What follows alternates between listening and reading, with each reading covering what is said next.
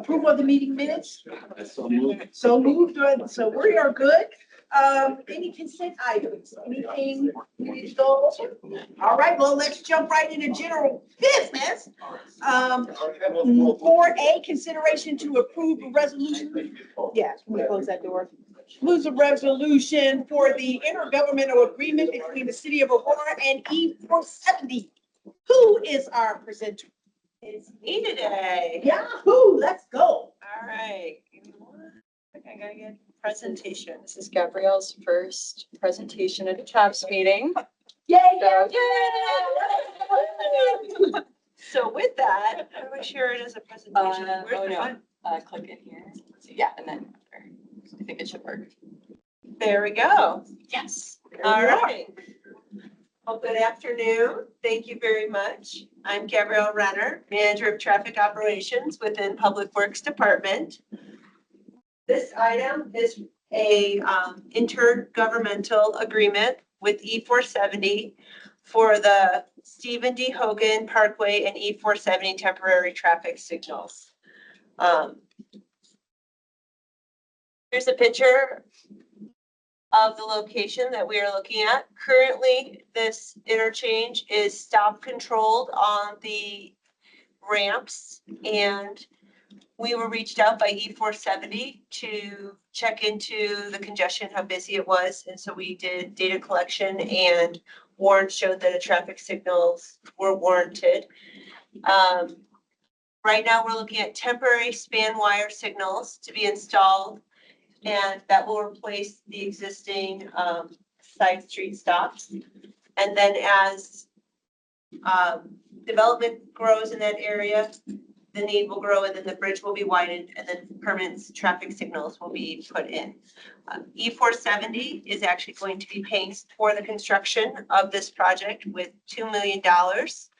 And then we as a city will be doing the design of the traffic signals. Oh, we like other people's money. A little bit of the project schedule. Design will begin in spring or summer of 2026. Construction bid, hopefully winter of 2026, and then construction to start in spring of 2027 and to be completed at the end of the year.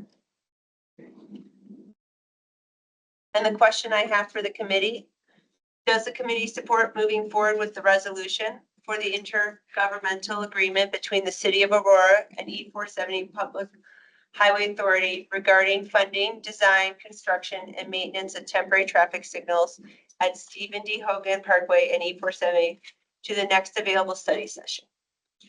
Well done. You did good there. I'm not happy with it, but thank you. I know the first one is always like, oh, and your brain's racing. You're like, what's next? What am I saying? What am I saying? You did very well. Thank you so much. Good job. Do you have any questions, Councilmember Kassaw? Really good. I love the part where you said someone else is giving us $2 million. That's probably my favorite part. Gotta keep up with that one. That's our favorite part At the right there. city, that is a very good thing for us, and they said E470 was able to fund that for us. That's very good, very good. Well, we have if you don't have any questions, I don't have any questions, I say move it to next Thursday. Well, thank you. You're so welcome. You knocked it out of the park on your first one. I like it. I like it a lot. I can thank Carly. Well, you're part of a great team. I mean, Carly's a rock star. So you got good coach there. Oh yes, my favorite, connecting Aurora, citywide multimodal transportation. Hi, Lane, how are you? Good. I'm very good. So you're gonna give us the project overview and update. I could probably give this presentation we've had so many times. I appreciate the work. I know it's been a lot of work this past year doing all the things. So go ahead and give us that update, will you? Thank you, Chair Hancock and the member of the committee.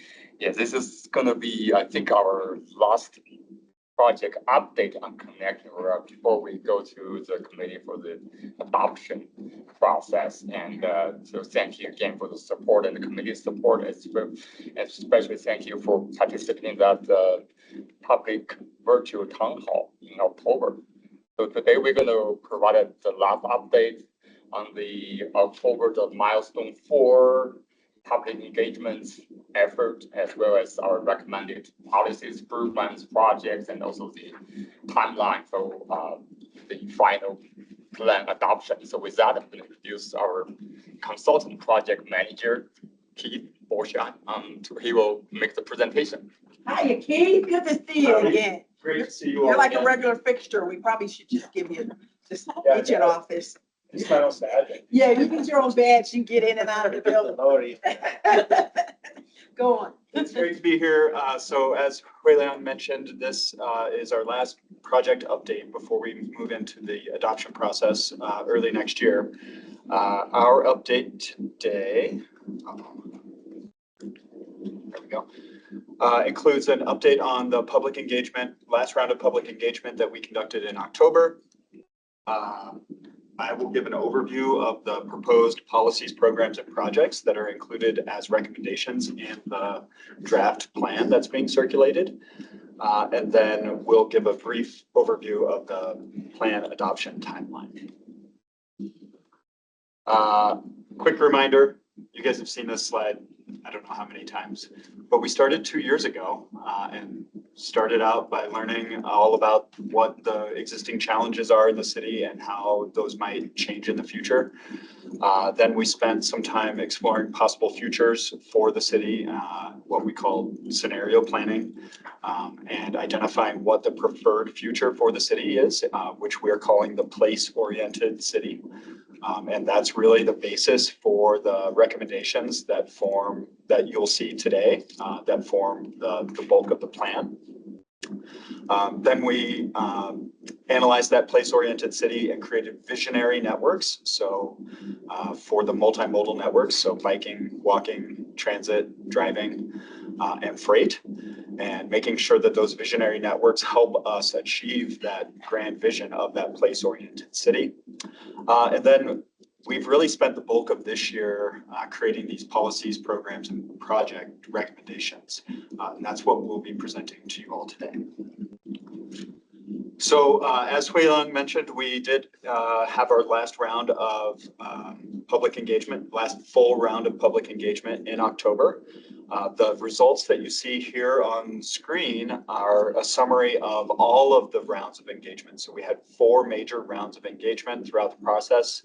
And these kind of summarize how many people we reached through those various rounds of engagement. We had over 800,000 touch points, and that's just, somebody engaging with the project, either visiting the website, seeing a social media post, replying to a social media post, those kinds of touch points, and just spreading that awareness. So pretty good overall reach for the project. Over 10,000 people visited the website, including 1,500 in October. We had 2,500 people fill out surveys, both in person and online, including 700 comments on maps, which really helped us hone in on projects that really matter to people. At our open houses and public roundtables, we had over 500 attendees throughout the course of the project, and about 150 people attended the various virtual town halls. Then the city staff did a great job of reaching out at various community events and pop-up events as well. Top transportation concerns, these are probably something you could recite off the top of your head, but I'll go through them real quick. People feel it's unsafe to travel when they're outside of their car. That's one of the main reasons people choose to drive as their primary mode in Aurora. When they do that, they do experience bottlenecks and observe dangerous driving behaviors such as speeding and reckless driving, as you all are very aware, I'm sure. People feel that destinations within Aurora are too far to comfortably walk or bike to, and that there is a lack of those kinds of connections to those destinations. And there's a desire to have higher quality places and streets throughout the city. And finally, on the transit front, people have a lot of concerns about transit, including it being buses being too infrequent. They're unreliable and sometimes feel unsafe. Okay, so what did we hear in October? The key findings from our October milestone, which we called Milestone 4, was that there's general support for the policies and programs, and those map comments that I mentioned. We received map comments all over the city. So that indicates that we've reached people all over the city and got really good feedback from each ward. Survey responses varied from 65 to 75% support for the policies, programs, and projects that were presented to the public. These are those policies and programs. So on this slide, we have the policies and frameworks that are part of the recommendations in the plan. It includes a complete streets framework, which is really a way for the city to focus as new development and redevelopment occurs, and as we develop projects on our streets, to make sure we're providing streets that serve everybody, no matter how they choose to move throughout the city. We are also recommending an update to the transportation impact study guidelines and making sure that those are multimodal in focus, not just traffic, but really accounting for all the ways people move. Updating requirements for new development and redevelopment, and that may take the form of updates to the UDO to be more well aligned with the Connecting Aurora plan and with Aurora Places. Designing streets for safer speeds, so making sure that our streets have design elements that encourage people to slow down and not encourage people to speed up, and making sure that we're really achieving those target speeds that we're looking for on those streets, which may sometimes be 40 miles an hour, but may sometimes just be 20 or 25 miles an hour. So making sure that the streets are actually designed for those speeds. And then finally, focusing on our high frequency transit corridor development and aligning with state policy on those corridors, making sure that transit oriented development is well accounted for in the city. Okay, I'm not going to go over each of the programs on this list, but there are 12 new or updated programs. And these vary from things that the city does internally, like managing its GIS systems and updating those GIS systems and making sure that those are well maintained. The city is really well aware of the assets it has and the plans for the future for those assets, down to various transit programs such as bus stop amenity improvements, high frequency bus corridor improvements, making sure that our buses move efficiently along our arterial network. And then we have some safe sidewalk and bike programs highlighted here, such as safe routes to schools, neighborhood sidewalk retrofits, and then expansion of a lot of the stuff that the city's already doing, such as traffic calming, the resurfacing programs that have been really successful over the last few years, and expanding that maintenance program as well. So that's the real focus of these recommended programs, which are described in detail in the final plan. Okay, I'll spend a few minutes on the projects now. We identified, in order to build those visionary networks that are highlighted, that we created over the last few years, we've identified over 1,000 individual project elements. This is a quick snapshot of what those project elements include. Over 70 intersection improvements. So those are things like turn lanes or safety improvements at our intersections, many of which are at those arterial intersections that are some of our biggest safety concerns. 27 bridge and interchange projects. The interchange projects are generally retrofits, like the city's pursuing on the Alameda Bridge reconstruction, and maybe there's some minor reconfiguration of those interchanges, but it's also new interchanges where development is occurring out east along I-70 and E-470. Over 100 signals have been identified for new signals or upgrades. And I know you'll like this one. Many of these will be paid for by others as development occurs. So those are highlighted in the plan, but acknowledged that many of these kinds of projects are going to be paid for as development occurs. We have 31 street widening and traffic calming or safety projects along our corridors. Over 350 miles of bikeways, including trails, have been identified as part of the plan, and 111 miles of sidewalk upgrades, primarily focused on our collectors and arterials in the city. I mentioned that neighborhood sidewalk retrofit program. Those narrow sidewalks that we have in many of our older neighborhoods in Aurora are not included in this 111 miles. That would be a more programmatic approach to address those issues.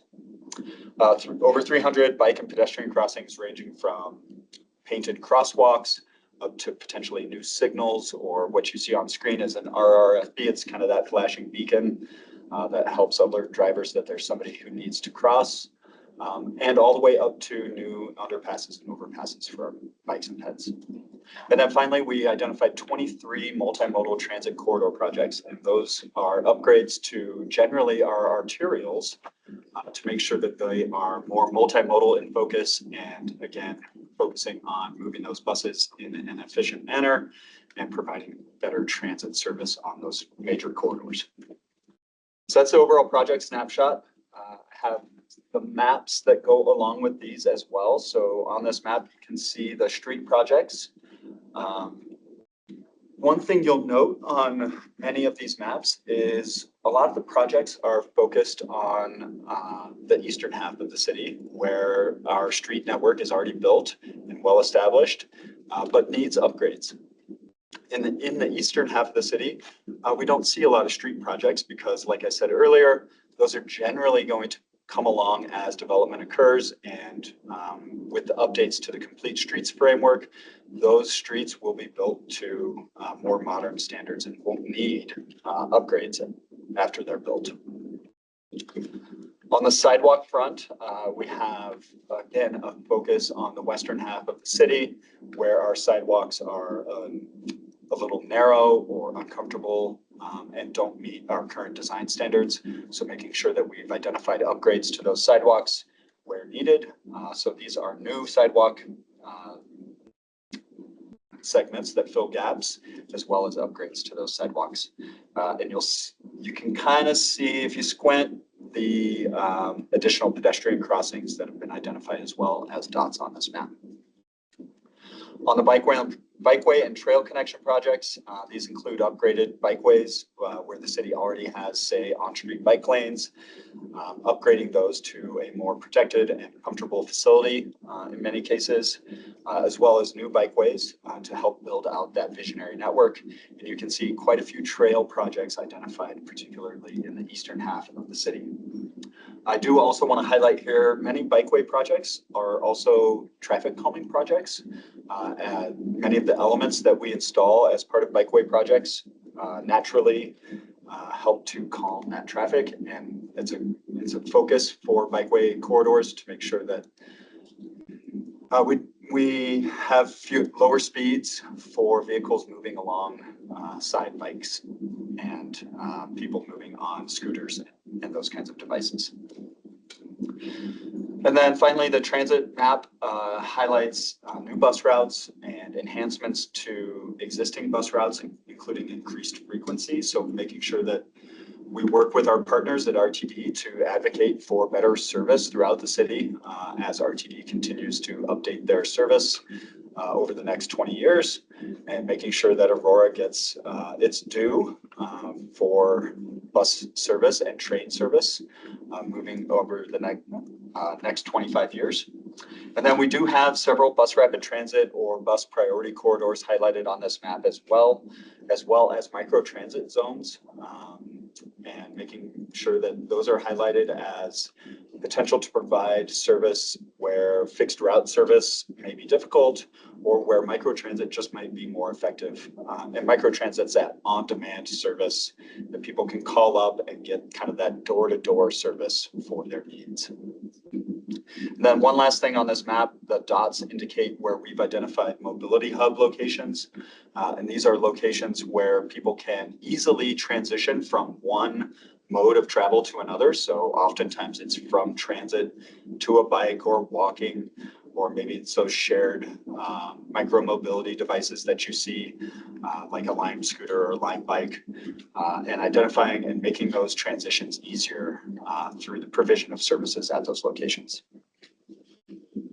So that's the overview of the projects. And here we have the plan adoption timeline. So I mentioned that we are right in the middle of drafting this final plan and working with city staff and the many departments throughout the city to make sure that we have broad buy-in on this plan from many departments.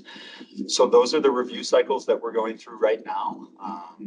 And actually right now we are addressing the comments that we've just received from what we called our multi-department review.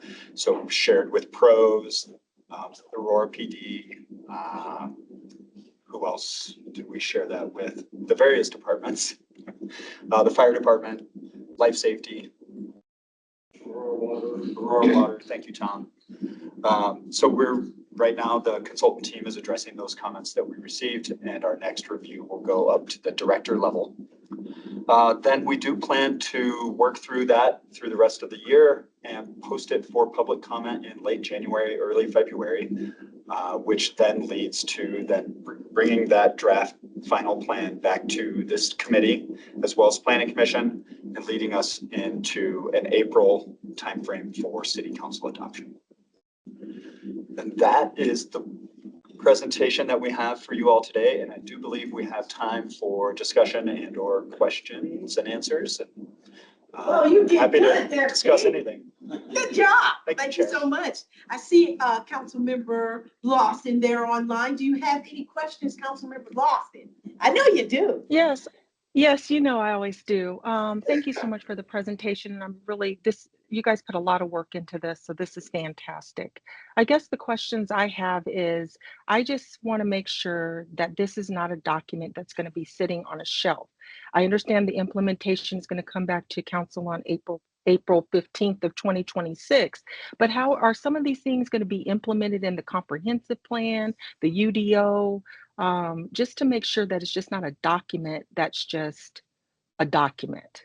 Do you see what I'm saying? Because there's a lot of things in here. And then my second part B to that question, is it a document that is a kind of a moving document? As the city moves and has different types of issues, we see challenges, we see the good things, the bad things. Is this something that can be also implemented, updated regularly? So I know that was a lot, but if you could address those questions, I would appreciate it. Yeah, and I can try to address some of those. So on the implementation side, we have taken that giant project list and created project packages from that list and prioritized those projects into a short-term, medium-term, long-term that kind of aligns with the city's other master plans.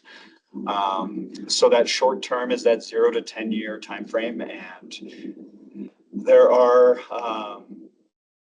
something on the order of about $400 million worth of projects identified for that short-term timeframe. And then the medium term is that 10 to 15 year timeframe. And several projects have been identified for that timeframe as well. But I do imagine, and it is a recommendation of this plan, that the city continually updates this plan and revisits the recommendations from this plan on a periodic basis. And Laura, I can see you're just itching to jump in, so please do. So excellent questions, Councilmember Lawson. A few things. So one, all of this work on connecting Aurora will bleed into the Build Up Aurora conversation. So at the Infrastructure Task Force meeting tomorrow, the Infrastructure Task Force will be hearing a presentation on transportation needs. Many of those needs have been on the needs list for decades, but we have complete streets needs in the city. One example is Montview Boulevard and the reconstruction of Montview through the campus. So that's just the start of the conversation. But this master plan will serve as a framework for capital planning for our annual budget, for grant pursuits, for bond programs going to the future. These are long-standing documents that do evolve with the city and do require updates over years as the city evolves and changes. On the development side, so for development, we have the comp plan, and then we have master plans for development. We have various documents that govern what's constructed in a development and the requirements by which they construct to. we, as part of our requirements, we have supporting the UDO is what we call our roadway manual. And that's a staff level engineering manual that guides specifications for developments and what they need to put forward as part of their plan sets to the city. So we will be completing a comprehensive effort to update our roadway manual in the next year, incorporating the recommendations that are included in Connecting Aurora. So that's just the start of the conversation. But really the goal is that this serves as a foundational document for policies, programs, and projects going forward in transportation for the city. And so And then, out of Chair, this- just a comment, just a Okay, quick go ahead. comment, Chair. The reason why I brought those issues up is because I remember a long time ago, I've been on the council for a long time. I know you guys get tired of hearing that. But when we did the NEAP study, you know, we were doing all of the stuff for the southeastern Aurora. I remember that was a big study that cost over $500,000. And I haven't really seen a lot of utilization of that. Some things, but not a lot. So I'm just making sure that when we do these studies and we do all this work, that it is implemented in some way, not only now, but in the future. So that's just a comment. And I concur with that too. I would like, you know, out of these studies, some things to actually start moving, start happening, start being built. You know, the fruit of all this labor that you've put in, Keith, and Ling, and everybody, that we see some, you know, before we're dead. We want to see some stuff happening. I said that with my outside voice. I want to see us, because you've done an incredible amount of work here, and the feedback that we've gotten, we want to see the fruit of that labor be manifested in reality. So that I get your point, Councilmember Lawson. I think it's really important for us to push as much as we can to see these things happen. And it triggered a question for me, Keith.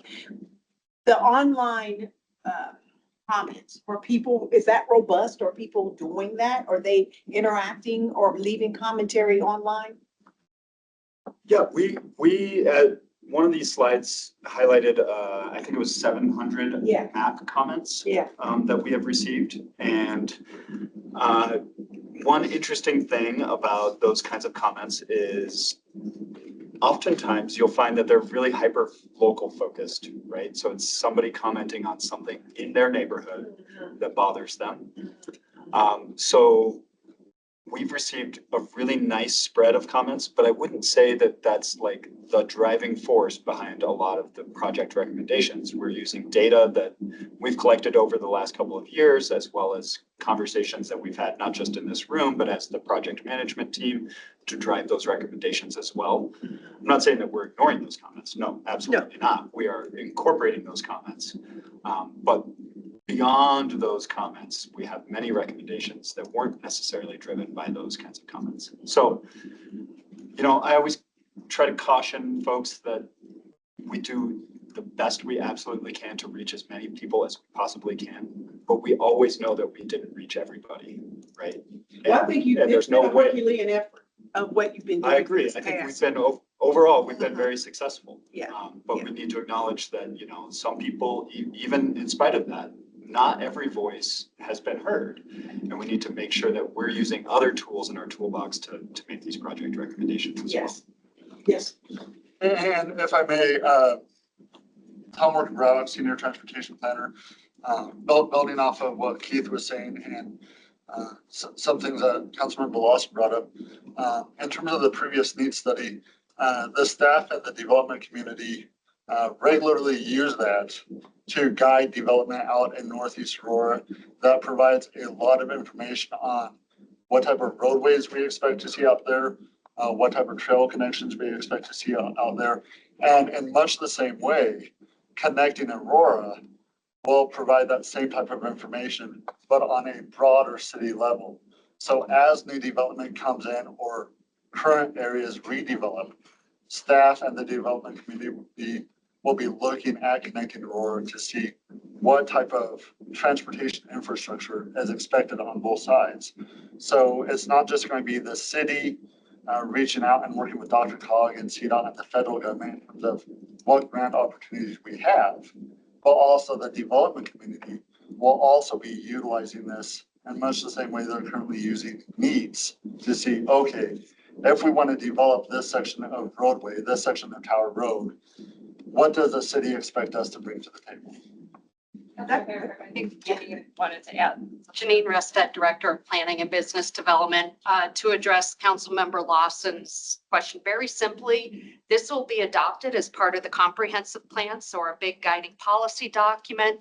And then in addition to the roadway manual updates, there will be UDO updates to ensure implementation of the plan. Thank you. That's good to know. Because I don't want all this work. Chair Hancock, can I just say something? And I appreciate that. And thank you for addressing the NEAT study. But if anybody was here during the time of the NEAT study, there was a lot of controversy on the cost of that study.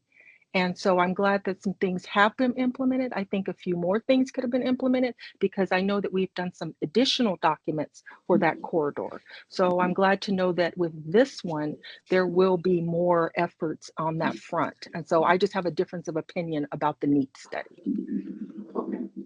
Sadly, I was not here then, so I rely on your expertise in that area. I'm sure you guys have that in your mind as well, to utilize that previous knowledge and study and expense, moving forward with this. I hope you are. Yes, of course. We're nodding affirmingly. Okay, we like that. We like that. I think also one thing that's unique about our city that I've come to understand, we have so many major highways that cut us up into slices, I-70, Tower Road, Parker Road, Colfax. I mean, we're just like chopped all up and we're trying to pull all that together to make our city feel like the connectivity is there, but it's kind of a challenge. You don't really think about it in terms of all the agencies and people that you have to connect to get all this done, because we have to talk to RTD and then Dr. Cog and then Adams County and then, all the places and people. It's a gnarly bit of work. I never had an appreciation for it before until being on this committee, how much, it's like herding cats, but we're trying to get it together so that, because I'm noticing on our map, as the east grows out to Watkins, Lord, don't let us go that far, but as it grows, how are those people going to get from there to the AMC, for example? How is that going to happen?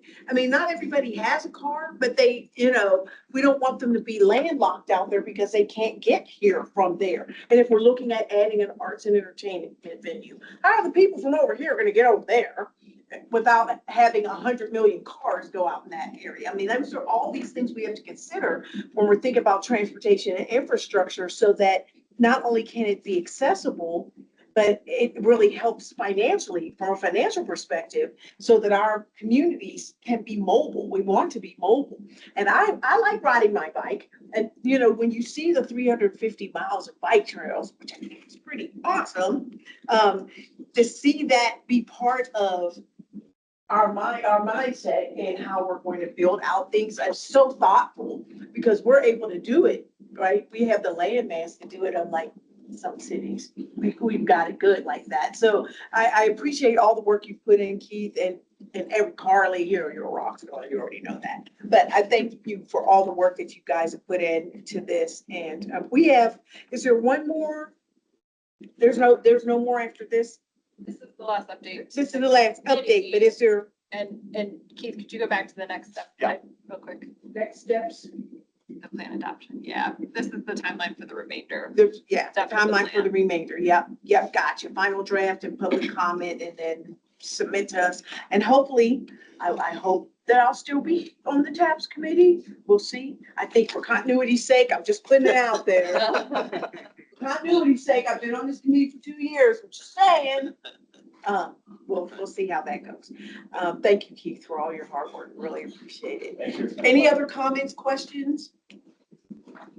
Okay, seeing none, let's move on to the next thing. Yay! We're cranking right along. How we doing, John? Doing well. We're doing well. We're doing great. So we'll go to 4C.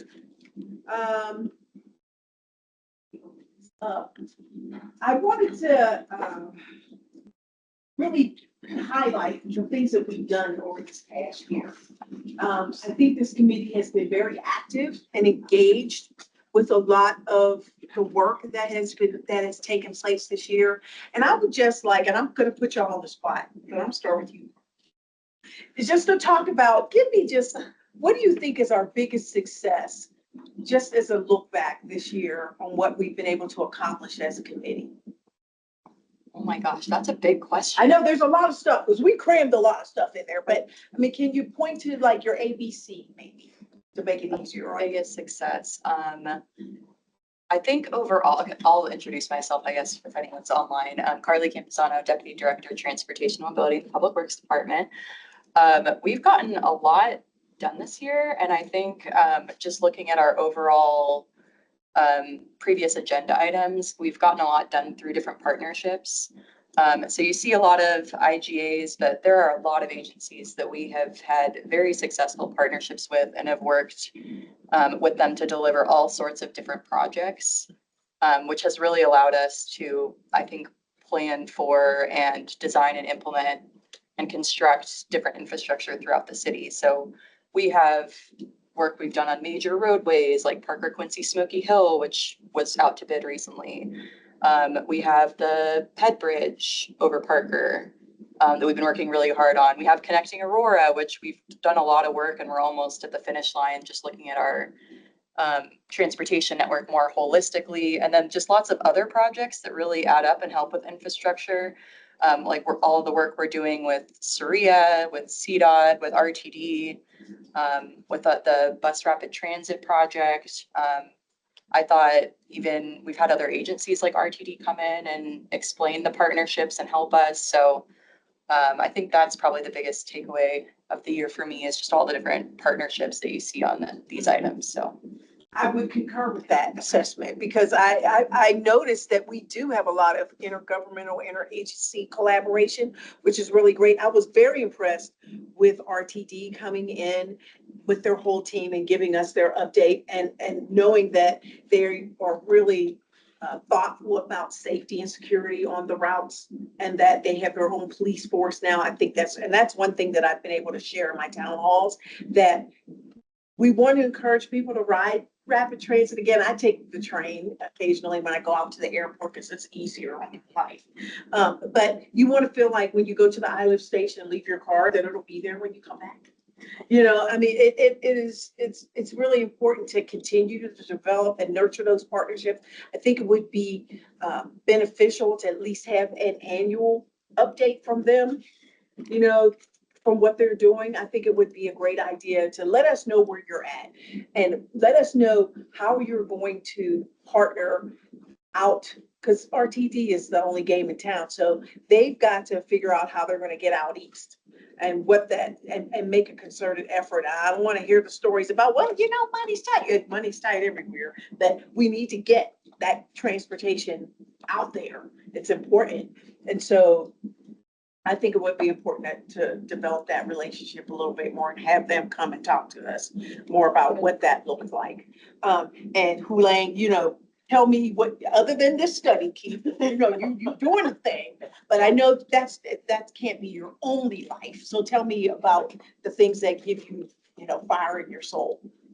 Well, I think in addition to connecting rural, obviously this is the most important project for the city. We also have done a lot of, as you mentioned, the collaborations, partnership with agencies, RTD, CDOT, also the neighboring jurisdiction. One example is this Adams County safety study that covers the entire city of Aurora. That's a collaboration between Aurora and Adams County, and Tom is also involved in a number of corridor studies, the Mida corridor study, Parker Road corridor study, Colfax BRT next. That's another very important connection, as you had great observation in terms of this city being separated by highways, E470, I-70, I-225.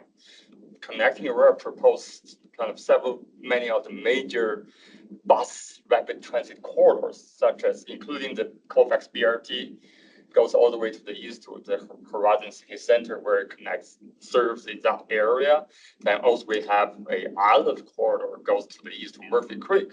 Then Smoky Hill corridor goes to Southland. So really, we are working with RTD on a lot of important corridors. Mida has just mentioned that as well. So I might just want, Tom has some additional thoughts on the collaborations and ongoing efforts. Yeah, probably a project highlight Councilmember Lawson was a champion of was the older adult transportation system that we're actually implementing in partnership with RTD. And this will be a micro transit service. So you use an app or call for pickup within a certain area and drop off within a certain area. This area would be primarily Western Aurora inside E470, including Heather Gardens. This was an outcome of the Older Adults Commission, and RTD has a program called the RTD Partnership Program where they're paying 80% of the cost of this. The city is putting in the other 20%. And we're actually planning a soft launch of that service in December. So just about 3 weeks away. And it's a 3-year program, and we're really excited about it. Already has a name called Aurora Rides. It will be a free service for people 60 years of age and older. So in a few years, you can use it too. I love that story. So, yeah, and from RTD's, I mean, that program has really been successful in terms of how RTD and local jurisdictions such as Aurora can invest in the services that are really important for those local jurisdictions. Thanks, Councilmember Lawson. I know that the Center for Older Adults and that whole thing was your baby. So I appreciate, the steadfastness of that because, if the Lord tarries, we will get old. So we will need these services. So thank you for your foresight in making that happen. That is an important piece of, as our population ages, that we're able to get around because not all of us are going to be able to. There's that. Was there anything you wanted to add, Councilmember Lawson? Just for the future, since this is a pilot and we're doing this, I hope that on this committee, I hope to be on this committee again. You never know, but I love transportation, but I'm hoping that we can just get updates. How is this working? Do we need to expand it? There may be some grant funding that we can do. So like I said, I'm really happy that the staff has taken this initiative for transportation, but not only also with the RFP for older adults as well, doing that study. Again, I think it's by my constituents, especially at Heather Gardens, they're very, very appreciative and they can't wait till the service starts. So thank you all for that. Cindy, are you online? Yes, I am. Can you hear me? Yes, I can hear you. I just wanted to give us just a brief update about sidewalks. And I want to say thank you. I had a town hall over at Bella Vita, and they were so happy to have their sidewalk.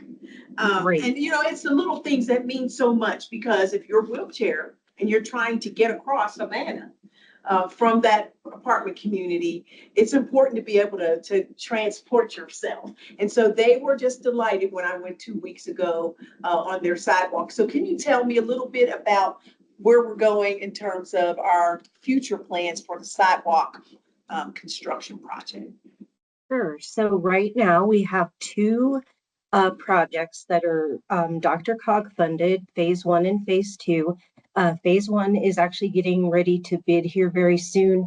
It will close some of the gaps on Chambers near Hampton and a couple other areas up north where I know we've had some challenges. And then the next project is in design and will get bid out shortly after that.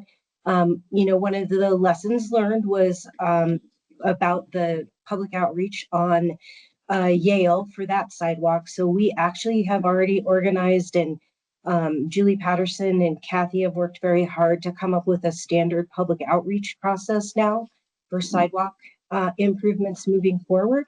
So 2 grant funded projects, a much better public involvement process that we're implementing for the Havana project, which is phase 2. And then in addition to that, Kathy and her team have looked at all the other areas that are missing sidewalks throughout the city and prioritize them. And we actually will be presenting on some of that information tomorrow with the infrastructure task force meeting. Kind of getting back to Councilmember Lawson's question of, how are we going to implement what we're showing in the plan. And so this is kind of the first step. Mhm. And I think we learned some valuable lessons from the Yale Sidewalk project in terms of communicating with people. And I think folks need to know or feel like they're being heard when we're doing these projects, because I did not realize that some of these projects have been in the work 3, 5 years. 10. 10, yeah. Yeah. And then, and Mhm. people, they're not top of mind anymore. And then when we say, we're gonna do this now, people are like, wait a minute, we didn't know anything about this. When in fact, we've been talking about it for a long time. And so the continual, communication with people will be key. Because people don't want to feel like things are being done to them, but for them. Correct. And it's for, transportation, it's to improve things in our city. And so I appreciate the flexibility at the end of the day that with our community who had their issue with that we were able to be flexible. And I think that's going to be important going forward, that, I understand the background with Dr. Cog and all the regulations around that, but also when we come talk about quality of life, if people don't feel like this is quality in their life, then what are we doing? Why are we here? What's the point? Because we have to remember that we work for them, right? We work for the community. That's our job. That's what we do. So I think that was a really good lesson learned, and to keep us, even as a council and our committee, it's our job to keep people updated on it. So it won't be a surprise to folks. I just wanted to, was there anything else, Cindy, before? No, not on that. Thank you very much. Okay. Any miscellaneous matters for consideration? Anything? No? I don't know what the anticipated topics are for the next meeting. I don't even know if I'll be here for the next meeting. We will see. I just wanted to say to everyone here, it has been my honor to serve with you guys these past two years on the Transportation Committee. I do believe we've done a lot of good work. You guys have accomplished a lot of things. I just get to be the icing on top of the cake. Y'all the cake, I'm just like the creamy filling on top. But I appreciate all the work that you have done, and I do see improvements, and I can't wait to do the ribbon cutting on the bridge over on Parker Road. I know you're gonna tell me when that's gonna happen. So I'm really looking forward to that, because moving forward, because I'm getting calls, that's why I said that. It has been an honor to serve with you guys, and I will continue, even in my new role in council, whatever that looks like, to be in touch with what's going on, keeping my finger on it, because our transportation throughout our city matters, and the work that you do does matter.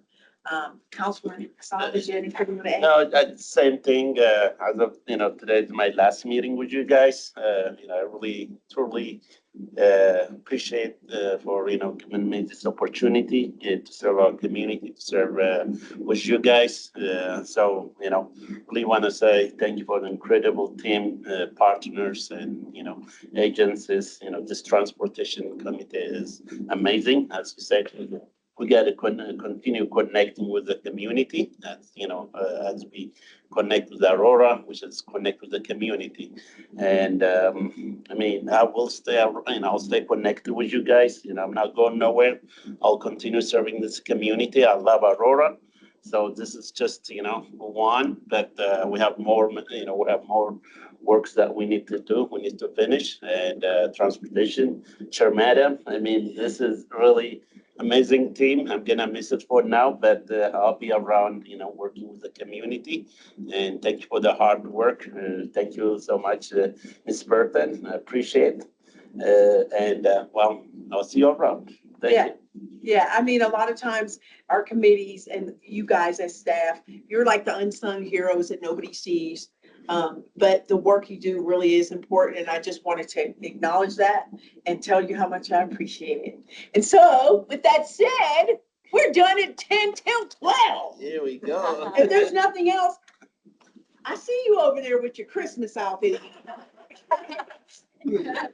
Thanksgiving doesn't get any respect. I just want to say happy Thanksgiving and Merry Christmas.